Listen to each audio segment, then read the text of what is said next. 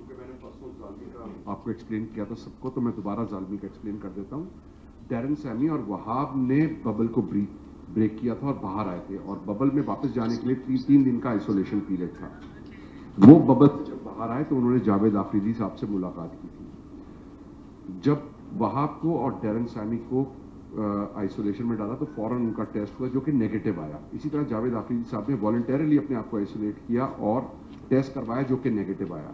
जब उन्होंने अपील की इवेंट टेक्निकल कमेटी को, तो उन्होंने जो प्ली ली वो ये थी कि उस वीक के अंदर उनके 3 टेस्ट हुए थे पीसीबी प्रोटोकॉल के हिसाब से, वो नेगेटिव थे।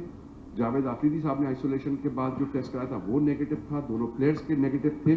तो उन्होंने सिर्फ ये प्ली की थी कि जब नेगेटिव एक ट्रेंड है, सबके नेगेटिव हैं, और आपको ये पता है कि बबल से जब 2 लोग बाहर आए हैं और वो सिर्फ एक साहब से मिले हैं, तो आप इसको सिंपैथेटिकली कंसीडर करें। इवेंट टेक्निकल कमेटी ने कॉमन सेंस इस्तेमाल करते हुए, क्योंकि ये स्टैब्लिश हो रहा था कि 2 प्लेयर जो बाहर आए वो सिर्फ एक साहब से मिले हैं, इसलिए उन्होंने उन दोनों प्लेयर्स को अलाउ किया। मैंने आपको उस वक्त भी एग्जाम्पल्स 2-4 दिए थे।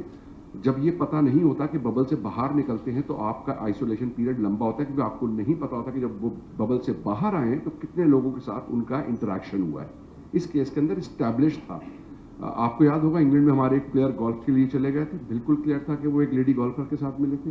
1 दिन की आइसोलेशन के अंदर गए, नेगेटिव टेस्ट हुआ और वो रीइंटीग्रेट हो गए। इंग्लैंड के एक प्लेयर थे जो बायोसिक्योर से बाहर गए, ईसीबी को नहीं पता था, उन्होंने उनको 5 दिन के लिए आइसोलेशन के अंदर रखा। तो ये कहना कि जालमी की वजह से ये हुआ, गलत है। अगर आप देखेंगे तो जो 7 पॉजिटिव हुए उसमें जालमी का कोई भी पॉजिटिव नहीं है। तो ये मैंने कहा कि क्योंकि परसों मैंने एक्सप्लेन किया था, आज फिर आपको एक्सप्लेन करूं।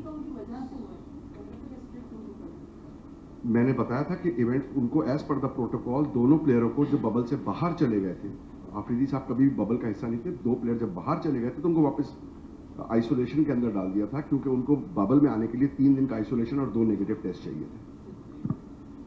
अच्छा, दुनिया भर में ये होता है जब से सिम्टम जनरेट होते हैं तो लॉन्ग ड्यूरेशन के लिए आइसोलेट किया जाता है।